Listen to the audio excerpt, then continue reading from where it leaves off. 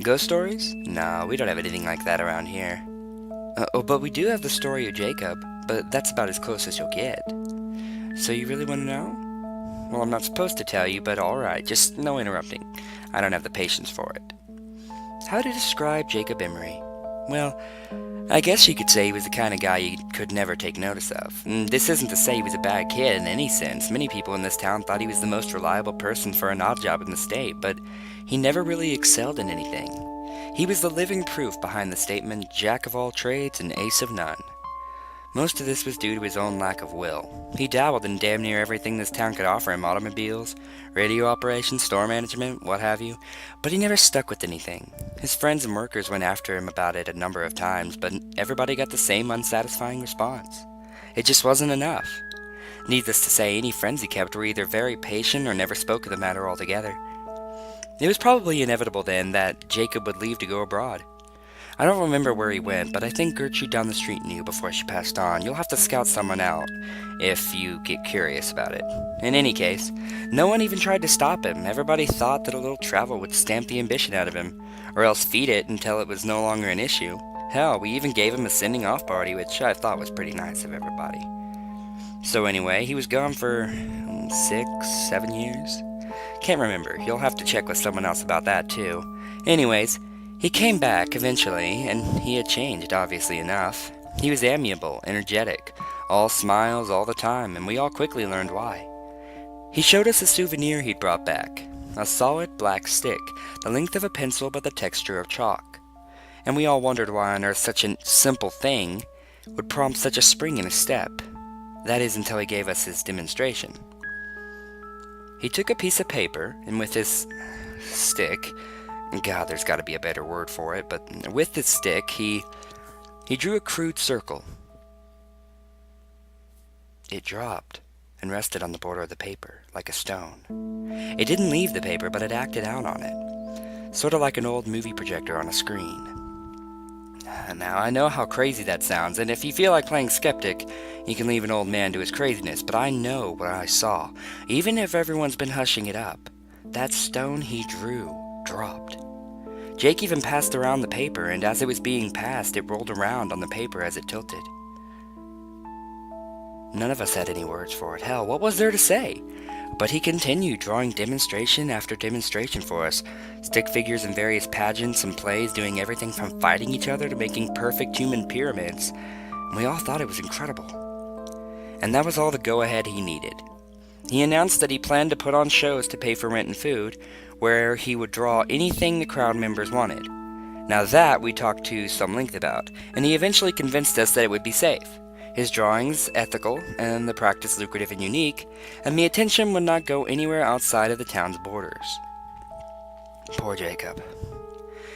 If I'd not been so swept up in that moment, I might have read the signs right then and there, and saved the sorry son of a bitch by snapping that terrible thing in half, but I was younger, we all were, and we saw no problem with encouraging him with what we all saw as an incredible experience to be shared with everyone else. Now, he didn't have any big radio or television connections, mind you, and the internet wouldn't come around for another decade or so. So he did what all people on a shoestring budget do. He advertised his show with flyers. Flyers might not mean anything to you city folk, but in a small town, they gain a fair glance over from time to time. And what's more, Jacobs managed to stick out by having little figures jump up and down and whatnot to get people's attention. His first show must have gotten nearly 60 or so people, probably a lot more than that. And his shows were fantastic. Someone would shout out a scene from a play or a comedy sketch, and Jake's hand would fly over a white wall like a bird. He'd been holding back when he made that stone. That's for damn sure. His illustrations were all spot on. And he could make an incredible human figure in minutes. Come to think of it, I don't remember any of his scenes lasting more than 10 minutes or so to make. They were all really well done scenes, too. Not only could you see a knight charge a castle, but Jake would draw the castle's interior as well, like a wedding cake split down the middle, so you could not only see the knight scale the wall, but also fight his way through the levels of the dungeon, and fight back out with the princess, and make a leaping jump off castle parapets onto his getaway horse, all in complete silence. Not realistic, no, but that was part of the appeal. None of us went in there expecting something real. When a scene or a sketch was finished, either the characters would leave off the wall or he'd cover the wall with white paint. This was good, in a way. It gave these shows a time limit, so that when he finished with all of the four walls in the room, everyone knew that the show was over until the paint dried. Jake, meanwhile, was changing in a bad way. I'd mentioned that upon his return, he'd been extremely energetic. Well, that energy, that vitality or fervor, or whatever you want to call it, it never left him. Not for an instant. Far from it, it seemed to grow in him, and he enjoyed it all too much. His eyes grew wider, he slept gradually less over time, his statements and opinions more radical and frenzied.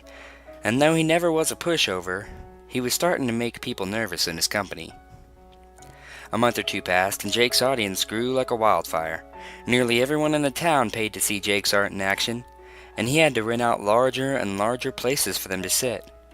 He now didn't stop after one scene was done. He moved directly on to the next, put on the next blank space on the wall, sometimes to the intriguing effect of causing scenes to mingle, which the crowd loved. The subject matter got more wild and immoral. The monsters got more bizarre and creative. The fighters using more impossible weaponry, all for the sake of the crowd's interests. Jake got steadily more indulgent, which we figured was from the money, and he became a drinker and a womanizer, neither of which got rid of that vitality, by the way. Some of these women claimed that they'd woken up in the middle of the night to see him scribbling with that stick on a drawing pad, a gigantic grin on his face, and while most of them said that they'd assumed he was drawing them in the nude, there's rumors that one or two of them got glances at that notepad. And those anonymous few supposedly said that those drawings absolutely weren't nude pictures, but neither of them, whoever they are, will say what they saw. Don't bother looking for the notepads or flyers, though. They're all gone now. But I'm getting off track. Point is, he was hitting the bottle, and that's important because it was that drinking that would eventually ruin everything for him. On the night of one of his performances, as he walked in front of his cheering crowd, it was immediately apparent to everybody that he was completely drunk. I was in the front row and could smell the bourbon on him from 10 feet away. The show started, and he went through a bunch of sketches and scenarios the crowd recommended, and at the end, someone asked that he draw himself. Everyone cheered the idea. I guess they'd been wondering what his creations thought of him, and he eventually obliged. No sooner had Jake finished connecting the final two lines on his coat than every single character across the vast expansive wall all stopped and looked directly at that illustration. Lovers stopped kissing, clowns stopped laughing, robots stopped fighting pirates. Everything stopped and looked at the Jacob illustration. The crowd died almost instantly. I remember Jake's face at that moment, pale, white, full of terrible comprehension at his mistake, and looking desperately for the cans of white paint he'd forgotten to put out before the show. Everyone else, well, they were looking at the fake Jacob.